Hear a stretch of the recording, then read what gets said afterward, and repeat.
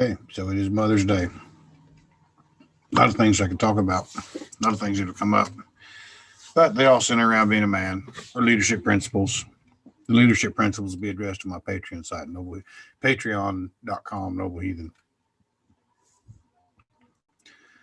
For mothers today in this world, we have an enormous amount of them that are single mothers,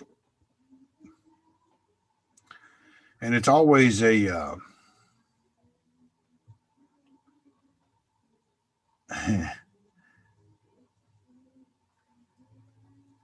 a real tricky situation with a mother.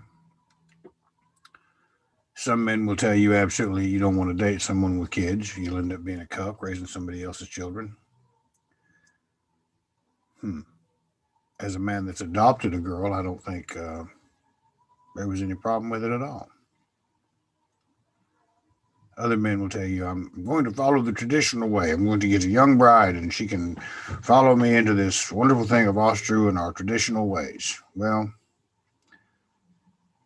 I know that a lot of people that are doing their ancestry are beginning to find out that grandma and grandpa, well, that boy over there wasn't really hurt theirs because grandma was fucking around and grandpa was fucking around and all those romanticized ideals I see portrayed of the 50s and the traditional ideals are horse shit. It's a pipe dream. What we do not have is a healthy perspective of what it is to live in this world. So we have generations of children that are now adults who have been raised minus the great man and woman making ceremonies that governed much of our ancient past, much of our even recent past. And we would stand there and scoff at the results of it, the wreckage of humanity that is our lot in this day and age, and try to boost our egos by saying, well, I'm going to do this and I'm going to do that. And I have a blueprint for how to understand women and I can do all. Okay. And yet one day out of the year, we set all that aside and we celebrate mothers as we should. You look at the great artwork of the past. You don't see you don't see women typically doing things. Occasionally, I know there's some art from the Revolutionary War of women engaging in battle and loading cannons and working as nurses. But for the most part, beauty, the one thing that inspires men to such reckless acts of violence and self destruction sometimes, all they have to do is sit there and be pretty. The Mona Lisa. All she's doing is sitting there with a demure smile. And it's inspired literally millions and millions of people with her beauty. Such is the case. Aphrodite brings about a unique idea. Her husband being Hephaestus, the man that works the factory job and takes care of things and does what's right. But she fools around with the bad boy Ares.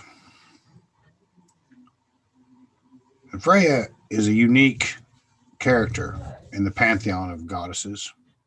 I'm sure there are others in other mythologies, but I find she's particularly relevant as we try to navigate and find our way with this wreckage of the past that seems to dominate our society. The constant befuddling of our minds with regards to what it means to be a healthy man or a healthy woman engaging in a healthy relationship, and one that obviously includes emotional and mental, physical, sexual health and support.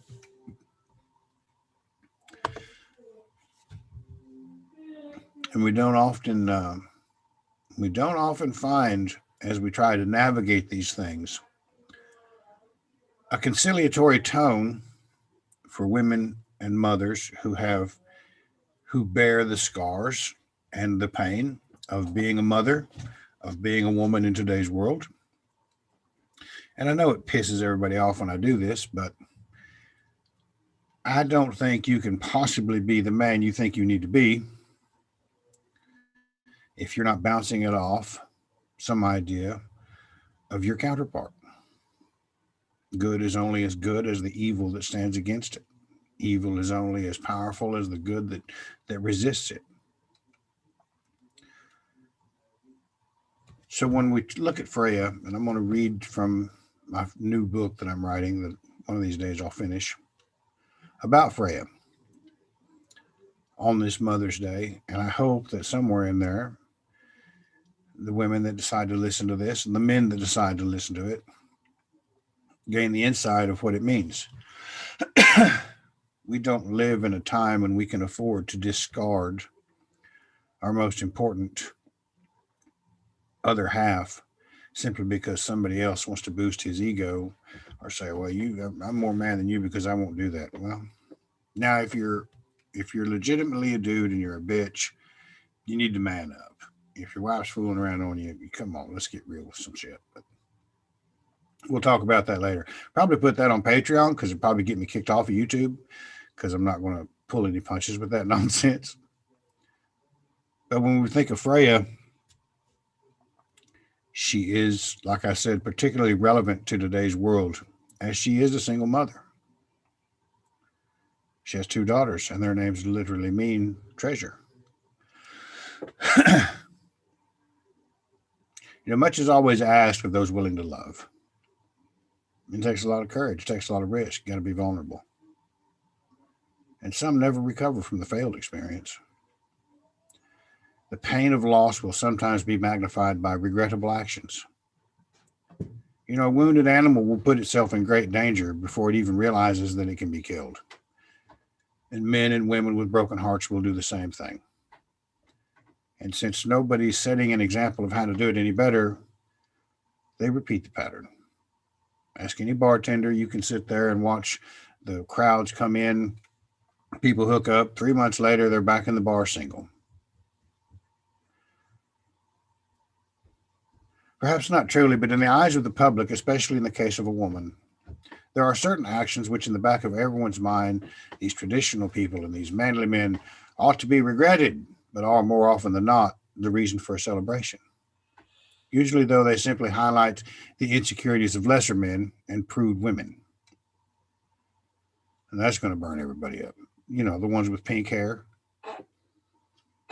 The divine feminine in Asatru is perhaps most eloquently addressed by the very presence of one of the noblest born of goddesses, that being Freya,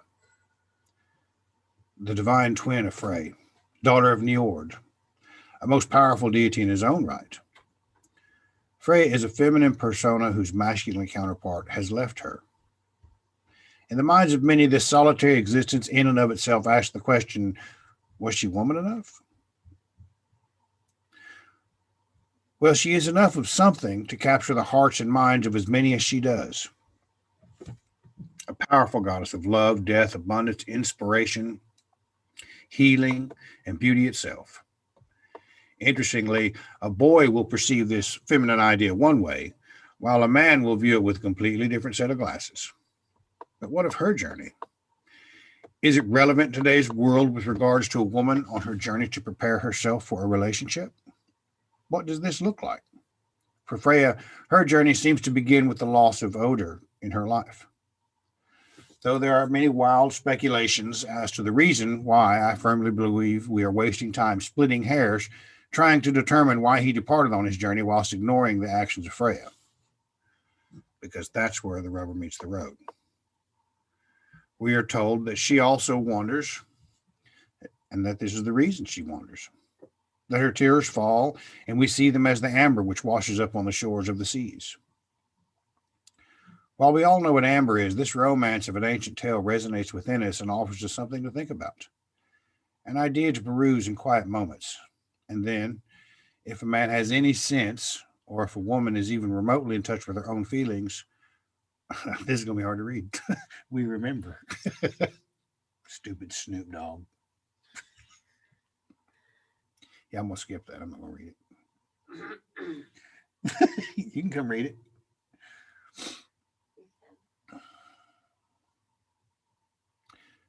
I remember the quiet tears of my grandmother when my grandfather passed. a haunting, almost lilting quality to the sound of her quiet sobs as her tears fell.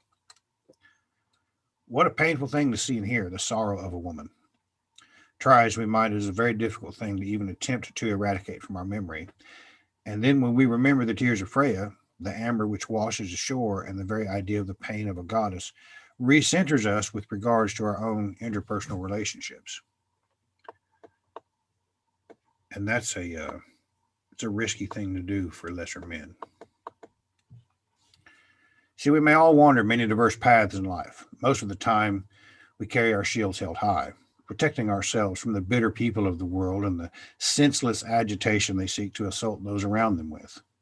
For the most part, when we have the presence of mind to be in the moment and aware of ourselves, perhaps even aware of the pain of an old woman, deep down it is not our natural state to want to hurt other people, but I digress. We will get to that part, the part about trust.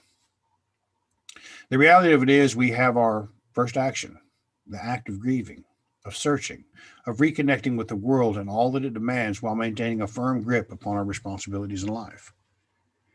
You see, there are no stories of a female adventurer in the various mythology, no hero's journey of a woman, as Joseph Campbell might tell you. Yet, as Freya will demonstrate, there is much in the world a woman must deal with. She will lose that which she loves the most. She will endure periods of isolation and aloneness. Many women today are single mothers attempting to raise daughters. Women have had their honor impugned over men. Many times they will feel abandoned by the men in their life. The point of the matter is that women must endure. Not as whipped slaves or beaten housewives, though I realize that there are more than we would like to admit dealing with such an existence, but as women in possession of a noble mindset of their own, which garners a perception of admiration and respect. When I talk about losing what she will love most, I'm speaking about the loss of a son as he becomes a man. In ancient times, when a boy came of age, he would leave the safety of his mother's skirts and never return. His association would be dominated ever after by the traumatizing ritual of manhood. She will lose her son. Women today will too. They join the service or go off to college or find some girl to spend all their time with, and the mother must let him go. Perhaps even to fall on his face, to suffer the demons of his addictions, fight, lose, win, fail, suffer, without mom coming to help him, and it does suck. In a world where men are made by other men, such concerns are greatly minimized as other men could and should yank a knot in his ass for being stupid. Most men are failing to show up at all. In the case of Freya, though, she loses the love of her life, the one fated to be at her side. This sends her on the teardrop journey with which we are all so familiar, tears of amber. The one thing you do not see is a woman who gives up. She not only endures, but Freya also begins to handle the noble business of the world she presides over. And she does so with the kind of effort which not only inspires women, but warriors as well. Though we don't find the success of her efforts at a relationship until we digest the conduct of the Svipdagsmal. Only there do we find an incarnation of Odin as Svipdag, who, having learned his lessons of becoming a man, returns to question and answer well to announce his presence as the one fated for Mingloth, the necklace-clad one, the lady wearing the Brisingamen gem. Though many iterations of Svipdag has emerged as the one who is worthy and destined to love Mingloth/Freya. Freya, though, has not only wandered around and cried tears of amber, you see, she knows she is not alone as a feminine personage. This passage seems a very, very beautiful thing to me. Svipdag spake, now answer me, Fjeldsvith, the question I ask, for now the truth would I know.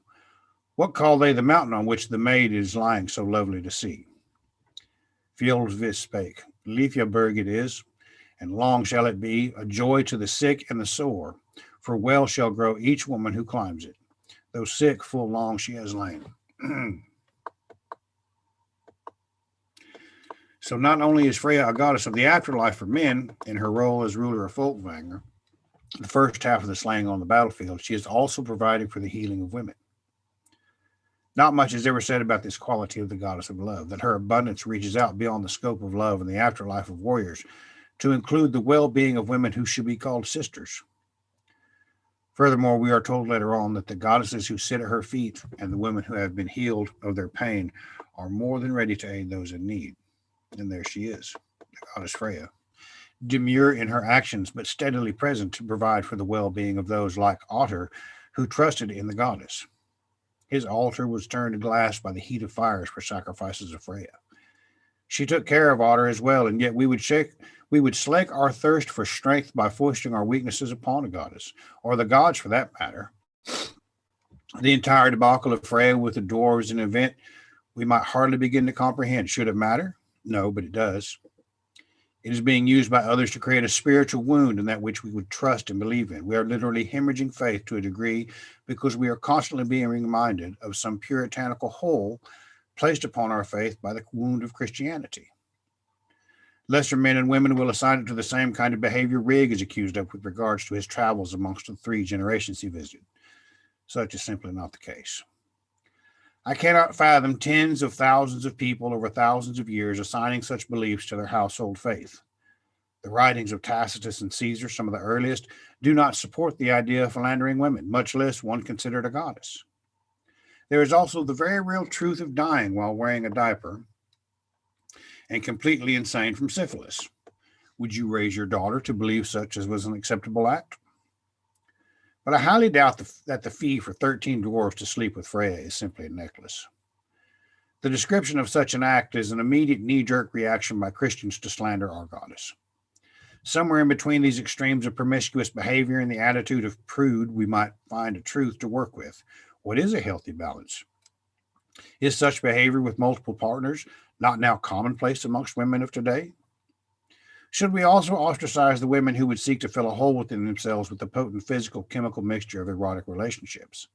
Activities that are routinely promoted on almost every platform one might imagine used for communication. Are you setting example? Have you created an alternative? Where is your heel of healing? Men demonstrate the lack of confidence found in actual masculinity when they cannot accept a woman for who she is. This includes her past. We all deal with pain in whatever way we can, and this brings us full circle to the actions of Freya. Even in the tale of the 13 dwarves is true, perhaps it was her way of dealing with the loss of odor. How many women do you know who have dealt with pain in much the same way? I think that in much the same way we demonstrate our lack of confidence in this goddess when we cannot accept her as she is. Perhaps it is high time to begin to hold strong to the idea that, like Rig, when the dwarves divided the divine feminine into their midst in an act of faith, there was the gift of skill necessary to create a gem that represents the fires of human intellect. For there are few things which fire the mind more than love, well beyond the auspices of simple sexual gratification. Use your head instead of your heart to navigate life for a little bit. In the end, one was left with a decision to make. Which perception is going to allow me to develop a faith in my life that works? One which will allow me to handle the toughest of time, a faith which makes the love found within our homes a sacred thing and not just a convenience. However, if we pay close attention, we will see a feminine figure who goes through much and comes out the other side as a fully empowered goddess who spends no small amount of time helping others. We find her on the hill of healing she has created as a being who is no longer looking out there for something or someone to fix her. She is now confident in who she is, and the right man shows up. Funny how that works when one stops looking outside themselves for fulfillment. And it goes both ways. A woman and a man, once they figure out what they need is within themselves, they tend to gravitate towards one another. In the case of Svipdag as well as Sigurd, we discover men who can question and answer well, one who is willing to go the distance, one who is willing to cross the flames for her. Now, the dynamics of such interactions are for another chapter. Suffice it to say, there is a pattern of growth between these twins and their approach to love, quite possibly the most motivating factor any man or woman will ever contend with in life, love or the lack of it. In both instances, Frey and Freya, the divine twins, show us the power of developing a self into something worth loving before any quality in a relationship might be found. In addition to that Olympic version of mental gymnastics, she is also raising 2 daughters. Yet we have no clue that she is handling this with the same aplomb. Yet we have a clue that she is handling this with the same aplomb as everything else she is juggling, for their names both mean treasure. Excuse me. These daughters, about whom very little is known, are precious and loved. And there are a lot of women today attempting this very task, trying to raise their kids. usually without much support.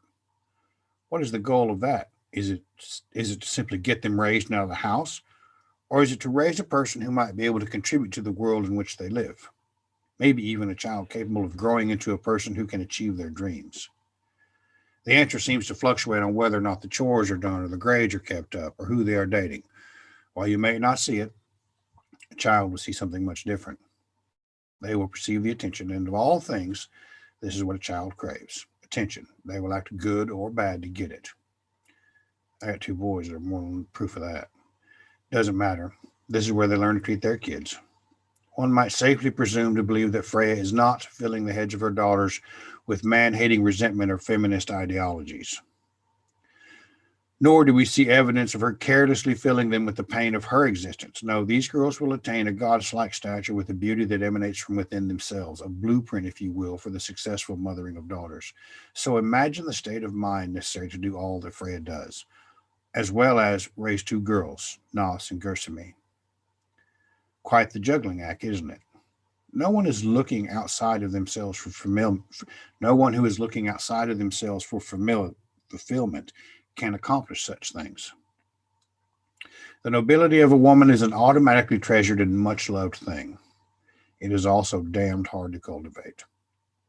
It seems that only pain provides the proper motivation for a woman to undo the programming of this society. And this loving goddess is here, not as a joy to evil woman, but as an image, a source of inspiration for women to look within and find the light of their own being. Until then, and in the process, they are all welcome at her hill of healing. That's good. I like that. So, for Mother's Day, to all you wonderful mothers out there doing your best, there's a couple of ideas about Freya. Tomorrow's Monday. Go out there, grab it by the nose, and whip its ass. And believe in yourself. You got this. Any questions? Thank you so much, Brian. Thank you, Renee. Have a good day. Good night, I guess. You too. Thanks. All right. Bye. Bye.